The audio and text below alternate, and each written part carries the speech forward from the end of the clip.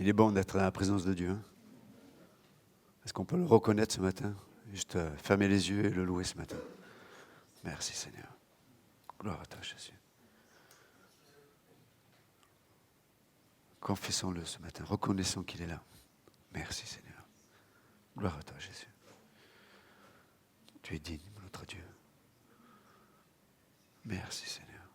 Gloire à toi Jésus. Nous te louons, nous t'adorons Seigneur. Reconnaissons ta présence.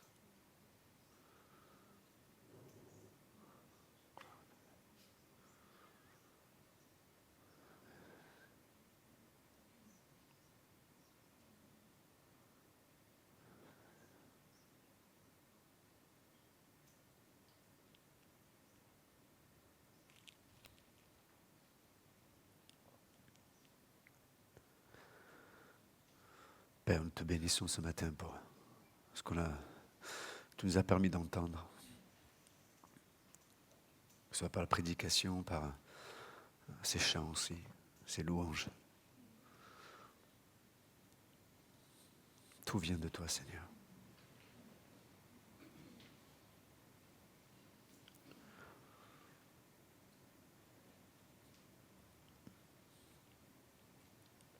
C'est en toi, Seigneur, que la vie se trouve.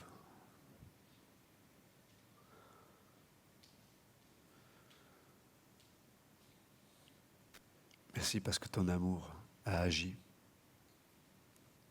Ton amour s'est révélé. Au travers de ton amour, tu t'es révélé, Seigneur.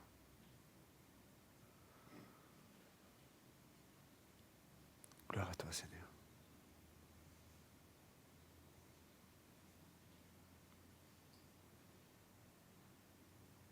Parlons nos cœurs ce matin, Jésus. Que ta parole puisse nous transformer. Fais en sorte que tu prennes de plus en plus de place en nous, Seigneur, dans nos relations, dans nos décisions. Merci, Père. Remettons le reste de ce rassemblement. Dans le nom précieux de Jésus-Christ, nous prions. Amen. On va se lever, on va lire la parole de Dieu. Dans la seconde épître de Pierre, nous sommes toujours dans notre étude suivie de la seconde épître de Pierre, verset 1.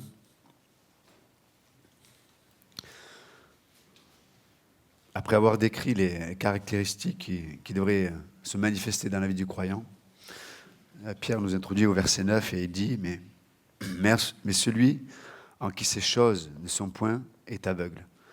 Il ne voit pas de loin et il a mis en oubli la purification de ses anciens péchés. C'est pourquoi, frères, appliquez-vous d'autant plus à affermir votre vocation et votre élection, car en faisant cela, vous ne brancherez jamais. C'est ainsi, en effet, que l'entrée dans le royaume éternel de notre Seigneur et Sauveur Jésus-Christ vous sera pleinement accordée. Voilà pourquoi je prendrai soin de vous rappeler ces choses, bien que vous les sachiez et que vous soyez affermis dans la vérité présente. Et je regarde comme un devoir, aussi longtemps que je suis dans cette tente, de vous tenir en éveil par des avertissements. Car je sais que je la quitterai subitement, ainsi que notre Seigneur Jésus-Christ me l'a fait connaître. Vous pouvez vous asseoir. Merci.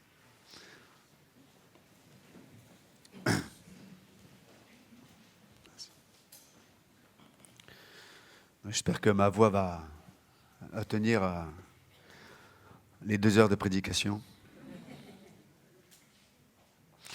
Non, on est vraiment honoré d'être, pas simplement d'être ici, mais d'avoir Dieu au milieu de nous. Nous sommes honorés. Merci Seigneur. Merci Pasteur Ambroise pour le message aussi, la Sainte Seine, pour l'adoration qu'on a entendue ce matin. Ce n'était pas juste des chants de louange, il y a eu une adoration. Et on va continuer à adorer avec le message qui va suivre. Je suis ravi d'avoir Lou Benz aussi, mon ami qui est là. C'est bien de te voir. Donc, Pierre nous nous a rappelé les caractéristiques qui devraient se manifester dans la vie du croyant. Et puis il nous dit, verset 9, comme on l'a lu à l'instant, « Mais celui en qui ces choses ne sont point est aveugle, il ne voit pas de loin. Il a mis en oubli la purification de ses anciens péchés. » Donc on peut voir le lien étroit qu'il y a entre le fait de voir certaines choses.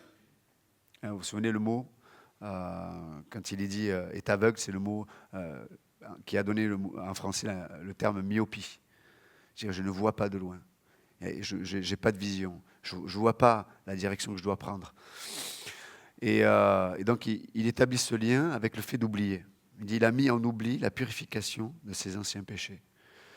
Ça veut dire que, et c'est pour ça qu'il dit juste après, c'est pourquoi, frères, appliquez-vous d'autant plus à affermir votre vocation et votre élection, car en faisant cela, vous ne brancherez jamais. Donc, l'auteur nous dit quoi? Il nous dit, mais voilà, on a reçu une vocation. Ça veut dire que Dieu nous appelait à lui. On a reçu, comme il le dit, on a été élus aussi. Ça veut dire que Dieu t'a choisi. Donc, on a été appelé à lui, mais parce qu'on a été choisi. Alors, nous savons que Dieu nous a choisis selon sa préscience. Dieu ne vous a pas choisi parce que vous étiez meilleur que les autres. Dieu ne vous a pas choisi parce que vous aviez des talents et des qualités plus importantes que les autres. Dieu ne vous a pas choisi parce que nous serions plus intègres que les autres. Non, Dieu nous a choisis parce qu'il savait par avance notre réponse. Alors qu'il allait taper à la porte de nos cœurs, il a vu notre réponse. On a dit oui. Et c'est ce mystère de l'élection entre la souveraineté de Dieu et le libre arbitre. Il y a quelque chose qui nous dépasse, une réalité qui appartient à Dieu. Donc je ne rentrerai pas ce matin dans la théorie d'Arminius ni de Calvin. Je vous épargne ça. Même si c'est intéressant. Mais là, il nous dit quelque chose d'important. C'est pourquoi, frères, appliquez-vous. C'est-à-dire que on a vu dans les premiers versets qu'on a tout reçu en Jésus-Christ. On a reçu une nature divine. Dieu nous a tout donné, comme on l'a entendu tout à l'heure. Et en même temps, il nous demande une chose. Appliquez-vous. Appliquez-vous à affermir. C'est-à-dire, vous vous souvenez, Dieu nous a donné sa vie. Dieu nous a tout donné. Maintenant, qu'est-ce que nous allons en faire? Qu'est-ce que je vais faire de ce que Dieu m'a donné? Et là, l'auteur nous dit de l'affermir, d'en prendre soin. Vous savez, comme lorsqu'on fait du jardinage, il y a une plante qu'on a peut-être plantée à un moment donné, mais pour que celle-ci ait des racines plus importantes, que l'arbre devienne plus fort et que les feuilles et les fruits se manifestent de la plus belle des façons, et des fois il faut prendre cette plante et la mettre dans un autre pot, dans un autre endroit, un endroit où il y a plus d'espace, un endroit qui soit un peu plus favorable, parce qu'il y a une autre étape là. Et c'est ce qu'il nous dit là. Il nous dit, mais affermissez. Ça veut dire, vous avez tout reçu, mais il y a des moments dans nos vies, on doit affermir ça. On doit donner plus d'espace. On doit laisser de plus en plus la vie de Dieu, la nature divine qu'on a reçue, se manifester. Affermissez votre vocation. C'est-à-dire quoi? On doit juste apprendre à répondre aux initiations de l'Esprit qu'il opère par sa parole. Pas de moins en moins, mais de plus en plus. Or là, il dit qu'il y en a qui le font de moins en moins et ils deviennent aveugles. Ils perdent le sens des réalités. On peut oublier, littéralement c'est fort quand même, on peut oublier la purification de nos péchés. C'est-à-dire que, quelque part, on ne sait pas d'où est-ce que Dieu nous a tirés et on ne sait plus de là où Dieu nous a sauvés. C'est-à-dire, il nous a rachetés du passé et de notre vie qui était en vérité une vie où il n'y avait pas l'expression de la liberté. Comme on le rappelait jeudi au culte à 7, l'homme, quand il a péché en Éden, a perdu sa liberté. Il avait toujours le libre arbitre, mais il a perdu sa liberté dans le sens qu'il ne pouvait vivre que pour lui-même. Donc il a perdu sa liberté. Et toutes les options qui se trouvent dans ce monde sont juste des options qui sont là pour renforcer ce manque de liberté, pour nourrir l'ego. Mais, comme on l'a entendu tout à l'heure, par la croix, Dieu nous a ouvert une opportunité d'être réellement libres. Vous et moi, nous ne sommes plus obligés de vivre pour nous-mêmes. On peut vivre pour Dieu.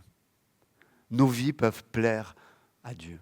Notre marche peut réjouir le cœur de Dieu. Nos confessions peuvent être applaudies dans le ciel, alors que nous marchons par la foi. D'affermir notre vocation. Pourquoi on l'affermit? Parce que c'est lui qui m'a appelé. C'est lui qui t'a appelé. Il nous a appelés. Il dit affermissez ça. Rappelez-vous que tout vient de lui. Et dans ce contexte-là, considérez que tout ce que Dieu permet dans vos vies est permis pour que nous puissions affermir notre vocation et notre élection. Tout ce que Dieu permet dans nos vies est là pour nous ouvrir les yeux. Et pas au contraire, comme il dit dans le passage là, faire que nous devenions myopes, aveugles, littéralement. Et en oubliant ce que Dieu a fait pour nous. Au contraire, le fait d'être affermi, c'est le fait de laisser Dieu nous ouvrir les yeux. Vous savez, des fois on peut vivre des moments de souffrance dans un domaine ou dans un autre. Ça peut être physique, peut-être une maladie, ça peut être aussi des circonstances qui s'accumulent les unes derrière les autres, qui font que mais quand il y en avait une, je pouvais gérer, quand il y en avait deux, bon, je m'en sortais, et là, trois, c'est pas possible. Là, c'est trop. Mais en vérité, toutes ces choses que Dieu permet, elles sont là pour nous faire comprendre que ce qui compte réellement, ce qui va rester réellement, après tout ça, c'est l'œuvre que Dieu a opérée un jour dans nos vies. C'est ça qui va rester. Et Dieu nous demande de l'affermir. L'affermir. L'affermir. Fermir notre vocation et notre élection. Car, écoutez bien, en faisant cela, vous ne brancherez pas. C'est-à-dire, nous ne serons pas atteignables. De moins en moins, nous serons atteints par des choses qui, hier, me faisaient tomber. Inatteignable. Le psalmiste a pu dire, Seigneur, place-moi sur le roc qui est inébranlable. Donc nous voyons que Dieu nous place à un endroit où nous sommes là pour répondre. Affermir, c'est une œuvre que je dois faire. Là on parle d'œuvre. Mais cette œuvre, c'est une réponse du cœur. Je réponds aux initiations de Dieu.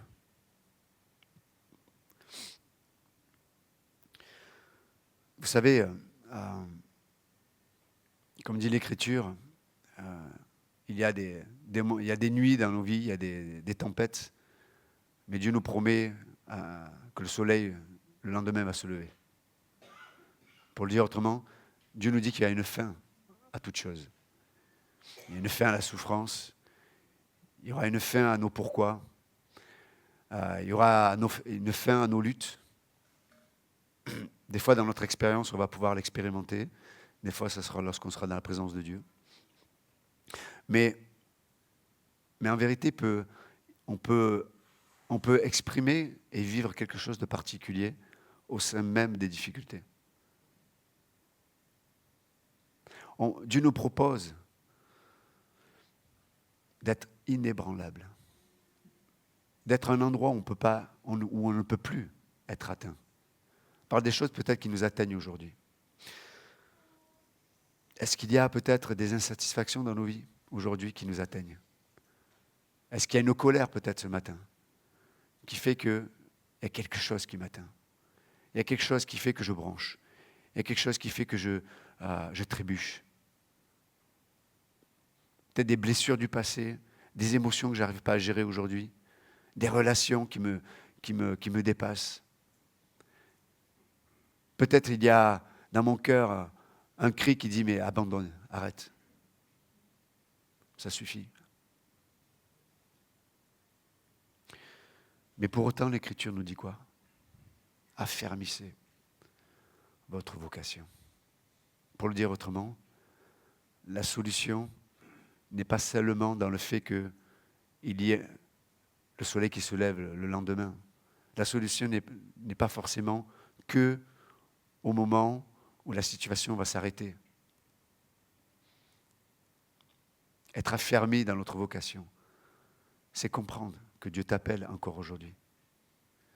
Dans la situation que tu vis, Dieu t'appelle.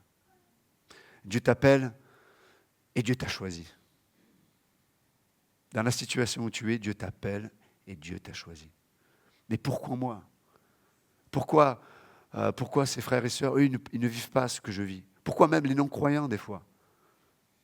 Ils ne vivent pas les souffrances que je peux exprimer alors que je suis chrétien. Parce que Dieu a un appel et il t'a choisi. Et tu as reçu la nature divine. Ça veut dire qu'il y a une vie, il y a une puissance qui n'attend que de se manifester. Mais si tu n'affermis pas ta vocation, ton élection, tu vas trébucher, tu vas broncher, tu vas être amer, tu vas être en colère. On peut être en colère, l'Écriture nous le dit, hein, mais ne te couche pas sous ta colère.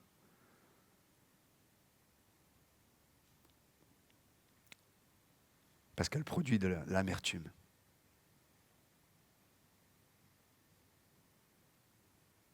Je peux avoir un problème et je peux me dire, mais Seigneur, je veux que tu me sors de ce problème. Et Dieu te dit, je comprends mon fils, je comprends ma fille.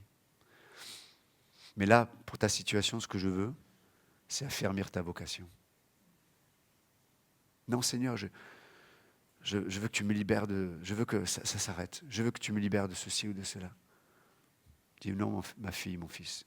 Ce que je veux, c'est que tu affermisses ta vocation. Mais ça fait mal, c'est vrai. Tant que tu résistes, ça fait mal. Tant qu'on se débat, c'est compliqué. Mais là, il dit quoi? Affermissez afin de ne pas broncher. Affermissez au lieu d'accuser.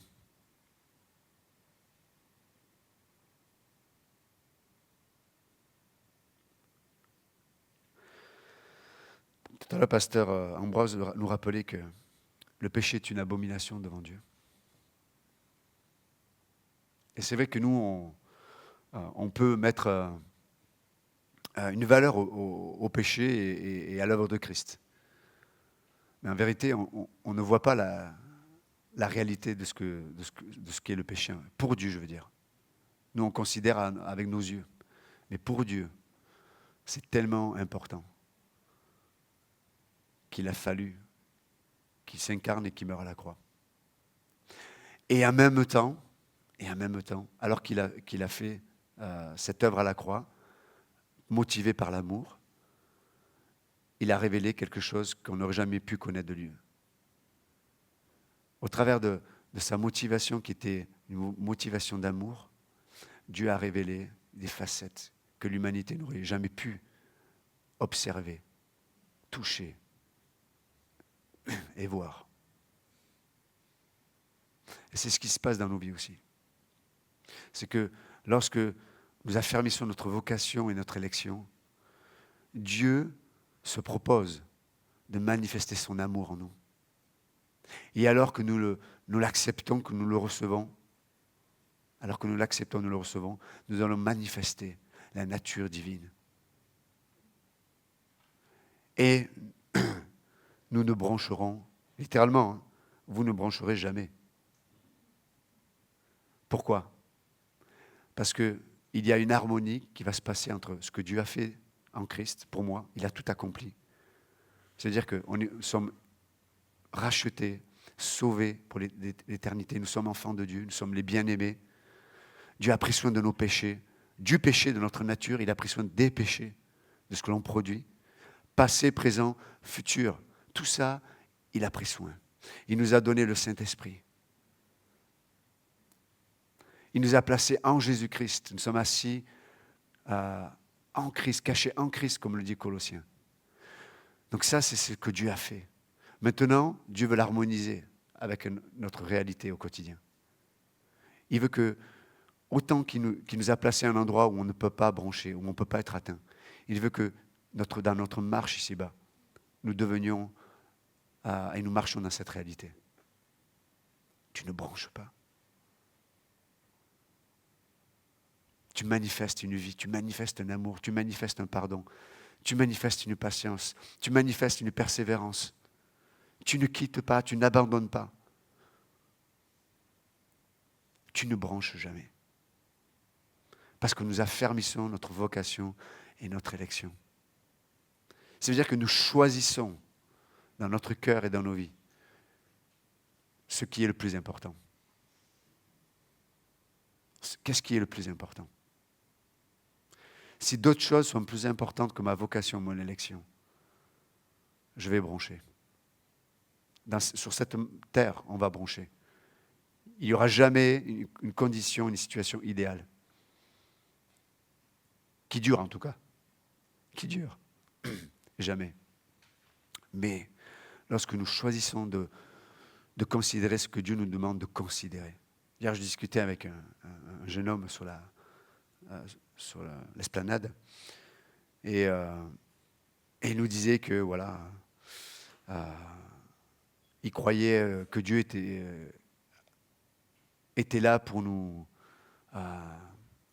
parce que à cause de sa foi, Dieu devait absolument le bénir. Dieu allait faire que des choses positives. Parce que voilà, si je le crois vraiment, je vais tout obtenir, quoi. Bon, entre parenthèses, j'entends des chrétiens penser comme ça aussi. Et à un moment donné, je lui dis, mais tu sais, je comprends bien que tu crois en un Dieu qui accomplit ta volonté. Ok. Mais l'Écriture nous propose un Dieu qui nous propose sa volonté. La pensée de ce monde, c'est accomplis-toi toi-même. Accomplis ta volonté. Fais ta volonté sur la terre et peut-être dans le ciel, parce qu'ils y croient moins. Mais fais ta volonté, quoi. Mais nous, et malheureusement, même les chrétiens aujourd'hui, on utilise Dieu pour que Dieu puisse faire notre volonté.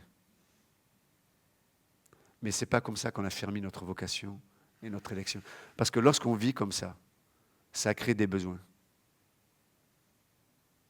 Comme le dit Pierre beaucoup plus tôt, il dit, mais vous vous souvenez, lorsqu'on a lu sur il disait, mais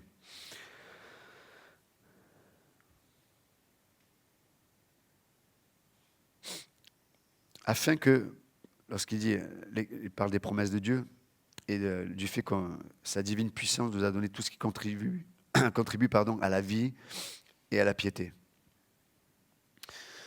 Il dit, mais lesquels nous assurent de sa part les plus grandes et les plus précieuses promesses, afin que par elles vous deveniez participants de la nature divine. Vous voyez l'intérêt de Dieu? Il nous a placés en Christ, la nature de Christ en nous.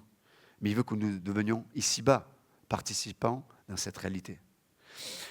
Et écoutez bien, en fuyant la corruption qui existe dans le monde par la convoitise. Pourquoi il dit ça? Parce qu'il nous parle de deux choses. La corruption reflète la convoitise. Mais la convoitise, en vérité, est juste très souvent le moteur de nos vies. La convoitise, pour le dire autrement, ce sont des besoins. Des besoins.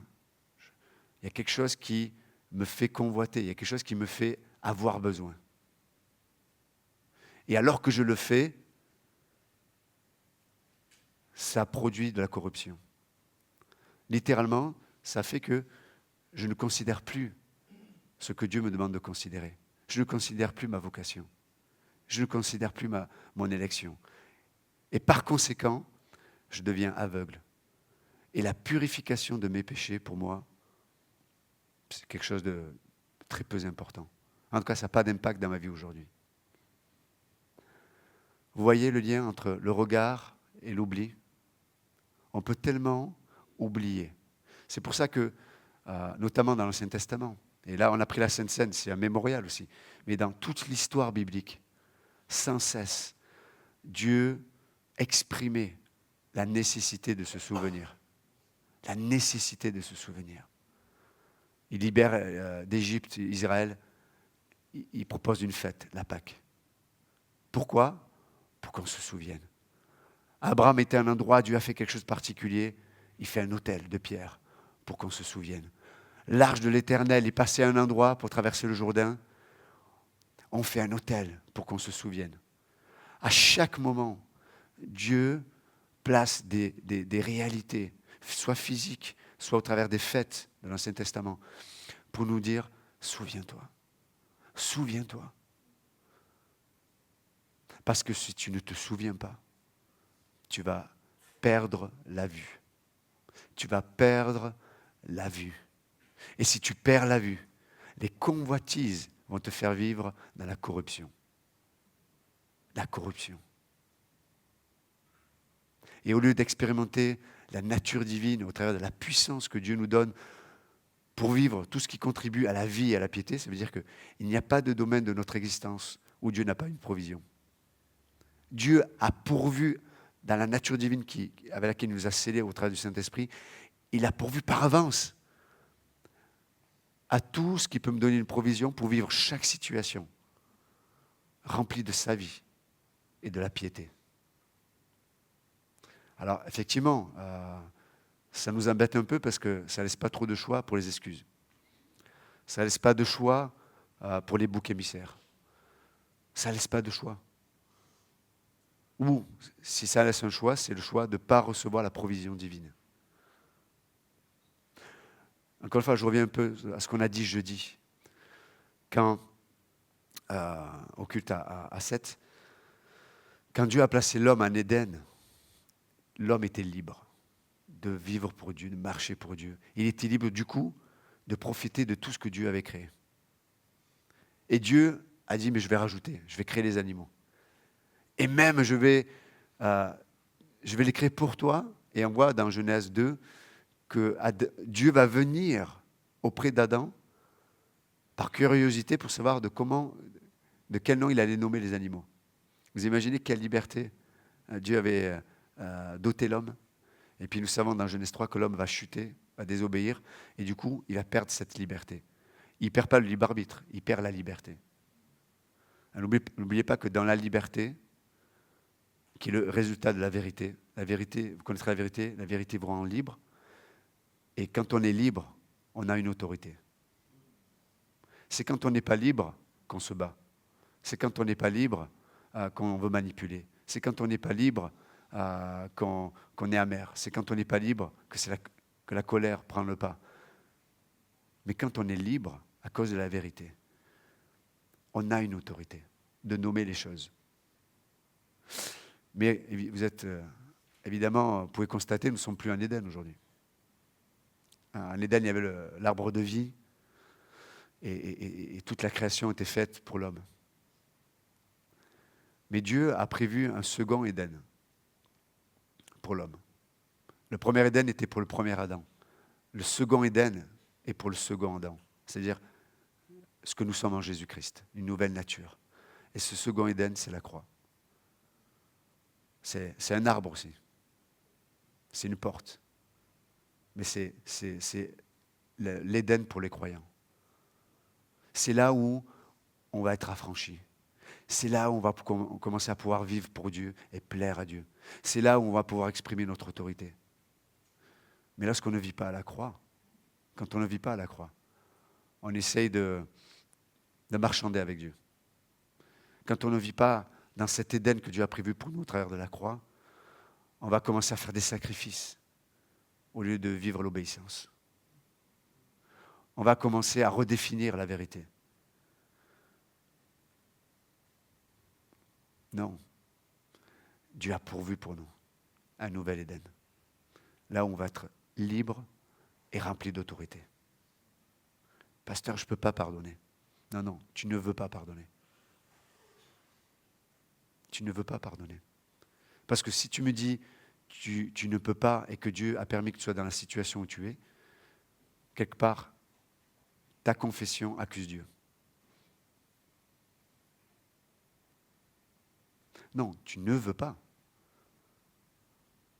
Tu ne veux pas accepter le processus qui t'introduit dans cet Éden où tu vas avoir autorité, de nommer les choses. Nous, on va nommer une chose, on va dire c'est impossible. Dieu va dire non, c'est l'endroit et l'heure du rendez-vous que j'ai avec toi. Non, non, c'est une souffrance. C'est impossible. Il n'y a rien qui peut sortir de bon de cela. Il dit, ah bon? Je t'assure, si tu viens dans cet Éden qui se trouve au travers de la croix, tu vas découvrir une vie. Et la piété, ça veut dire, tu vas pouvoir observer dans ton âme, tu vas observer dans ta vie, dans tes priorités, dans ta façon de penser, cette nature divine et la puissance qui l'accompagne. Aujourd'hui, les chrétiens, on cherche la puissance ailleurs. On cherche la puissance qui se voit. Hein, la foi ne nous intéresse pas. Parce que la foi, quand Pierre parle de la foi, il parle de la foi qui nous appelle à la transformation intérieure. Or, nous, on veut la foi qui claque. Là, il faut que ça brille, il faut que ça soit puissant, il faut que les chaises tremblent. Il faut qu'il y ait les poils qui s'hérissent. Il faut que mes émotions me fassent bondir sur la chaise et dire Alléluia. Il y a des moments pour ça. Mais pas sur ces chaises, elles ne sont pas solides. Il y a des moments pour cela. Mais la vraie puissance, c'est la puissance qui me donne autorité sur mon âme. La vraie puissance, cette vraie puissance qui me permet d'aller au-delà de mon tempérament. Moi, je suis comme ça et ça ne changera jamais. Ça fait 30 ans que ça dure, 40 ans que je suis chrétien, que c'est comme ça. D'accord. D'accord. Sous-entendu, où est Dieu là-dedans? On accuse Dieu. Non. Dieu, par sa divine puissance, a pourvu pour tout ce qui contribue à la vie et à la piété. C'est pour ça qu'on a pu observer dans l'histoire de l'Église, j'en ai parlé il n'y a pas longtemps, mais des gens qui allaient perdre leur vie, brûlés sur des bûchers, vivants, ont mis au regard d'une population où des animaux comme les lions, etc., allaient jouer et tuer ces chrétiens, ces hommes, ces femmes, même certaines fois les enfants. Mais vous savez ce qui s'est passé? Ah mais c'est horrible. Oui, c'est horrible. Mais pour autant, Dieu, par sa divine puissance, avait pourvu tout ce qui contribue à la vie et à la piété. Et ces chrétiens-là ont changé la face de l'histoire. Parce que les gens qui les voyaient souffrir, mais qui les voyaient adorer dans la souffrance, ont été bousculés, ont été changés. Donc ce matin, juste s'encourager. Dieu nous appelle à affermir notre vocation et notre élection, afin que nous ne brochions plus, afin que ces choses qui nous atteignent depuis tant de temps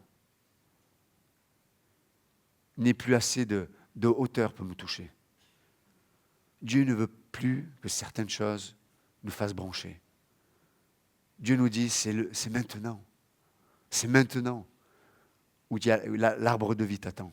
C'est maintenant où j'ai un rendez-vous avec toi. C'est maintenant où tu peux expérimenter ma divine puissance. C'est maintenant. C'est aujourd'hui. Si tu t'en saisis par la foi. Parce que c'est par la foi. N'oublie pas, la foi est le résultat de la parole de Dieu. Lorsque je crois ce que dit Dieu au travers de sa parole, ça nourrit ma foi qui produit cette transformation dans mon être. Et ça peut aller même jusqu'à la confession de Paul qui dit, mais je prends même plaisir dans les oppositions, dans les souffrances, je prends même plaisir. Mais pourquoi, Paul? Mais parce que mes amis, vous ne comprenez pas. je goûte à l'arbre de vie là-dedans. Je suis libre et j'ai une autorité. Waouh! Alors je ne vous dis pas d'aller chercher les problèmes. Hein.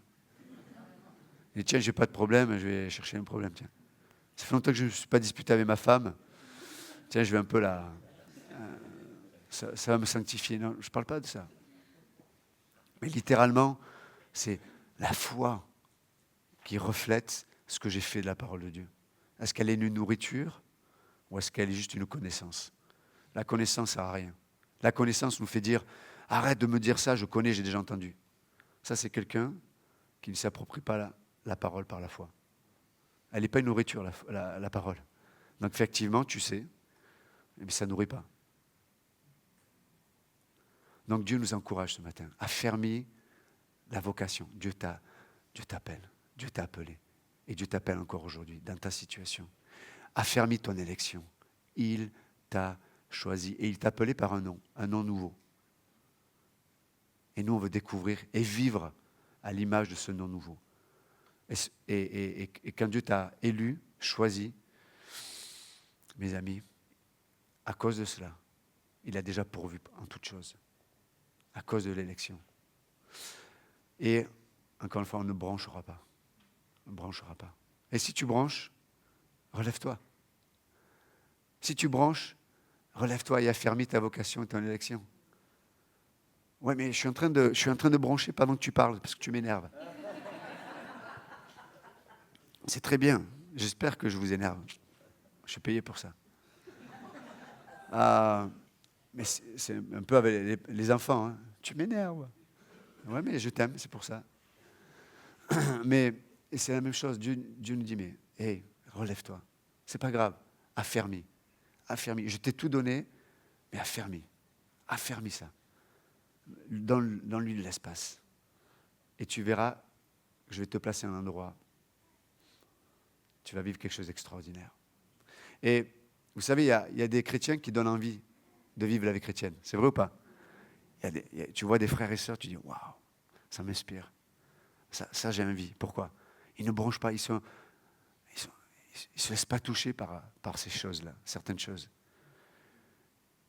Je ne dis pas qu'ils ne pleurent pas des fois, je ne dis pas qu'ils ne réagissent pas, mais ils savent toujours retrouver le chemin d'Éden, de la croix. C'est ce que je veux dire.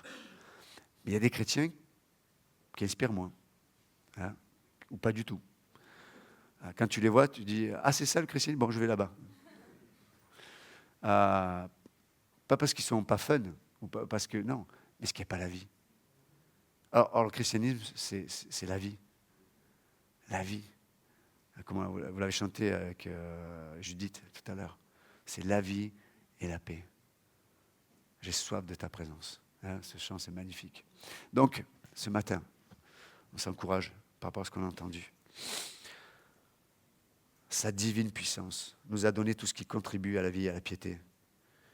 Mais celui en qui ces choses ne sont point aveugle, il ne voit pas de loin, il a mis en oubli la purification de ses anciens péchés. Mais nous, que nenni, on n'a pas oublié. Hein, si on est là ce matin, peut-être j'ai oublié, mais là, si je suis là ce matin, Dieu me rappelle. Dieu me rappelle. C'est pourquoi, frères, appliquez-vous d'autant plus à affirmer votre vocation et votre élection. Car en faisant cela, vous ne brancherez jamais. C'est merveilleux. Hein? Et ce n'est pas juste de la philosophie d'un dimanche matin. C'est une réalité que Dieu nous propose. Amen. Seigneur, merci encore pour ta parole. Merci pour les réalités que tu nous proposes de vivre seulement toi. Seigneur, comme tu dis dans l'Écriture, il n'y a rien de nouveau sous le soleil. La solution, c'est pas un lapin qu'on sort d'un chapeau et que personne n'avait vu hier. La solution est toujours la même. C'est cet Éden qui se trouve à la croix de Christ. C'est là où l'arbre de vie, c'est là où on peut expérimenter en vérité une vraie liberté. Quel affranchissement de pouvoir vivre pour quelqu'un d'autre que soi-même. Quel affranchissement, quelle grâce que de vivre pour toi. Quelle grâce de ne pas être obligé de se battre et de tout faire pour accomplir notre propre volonté, mais de pouvoir recevoir tout de toi pour vivre dans la tienne, Seigneur. Cette volonté qui est bonne, agréable et parfaite. Merci, Seigneur, parce que par ta divine puissance, tu nous donnes pour ce que nous sommes en train de vivre, les uns et les autres, tout ce qui contribue à la vie et à la piété. Et là, c'est vrai qu'il y a un secret. C'est un secret qui est personnel à chacun. C'est un secret qui est personnel à chacun comme l'est la vocation et l'élection. Merci Seigneur. Donc ce matin, si quelqu'un ne connaît pas Jésus-Christ, je vous supplie au nom de Christ, soyez réconciliés avec Dieu. Tournez-vous vers lui, tel que vous êtes. Vous pouvez juste lui dire ce matin, Jésus-Christ, je ne comprends pas tout, mais je sais que tu es là, dans ce lieu. Je reconnais que tu es en train de me parler, de me convaincre des réalités de cette vie comme celle qui est à venir. Je reconnais que tu t'es donné par amour pour moi. Je reconnais que mes péchés sont en horreur au Père. Je reconnais que ton sacrifice a été suffisant. Seigneur Jésus, je veux te recevoir comme mon sauveur ce matin. Sauve-moi. Je vois ta main tendue, je veux juste la prendre. Je saisis ta main. Sauve-moi, tire-moi de là où je suis. Je crois que tu es mort pour moi, que tu es ressuscité. Et si ce matin vous avez, alors que les yeux sont fermés, si ce matin vous avez accepté Jésus-Christ comme votre sauveur, si vous avez saisi cette main qui vous tendait, alors que les yeux sont fermés, les têtes baissées, vous pouvez juste lever la main, brièvement. Si ce matin vous avez accepté Jésus-Christ comme votre sauveur, n'ayez pas honte ce matin. Merci pour cette main. Si quelqu'un a reçu Jésus-Christ, a fait cette prière ce matin, c'est pas pour faire partie d'une église, c'est pour appartenir à la famille de Dieu. Donc ne quittez pas cette pièce sans avoir l'assurance d'être enfant de Dieu. Donc si ce matin tu es là, le Seigneur te donne l'opportunité. Si tu l'as accepté dans ton cœur, tu peux lever ta main. Merci pour cette main. Vous pouvez la baisser. Est-ce que quelqu'un d'autre veut répondre à Jésus-Christ ce matin? Est-ce qu'il y a quelqu'un ce matin?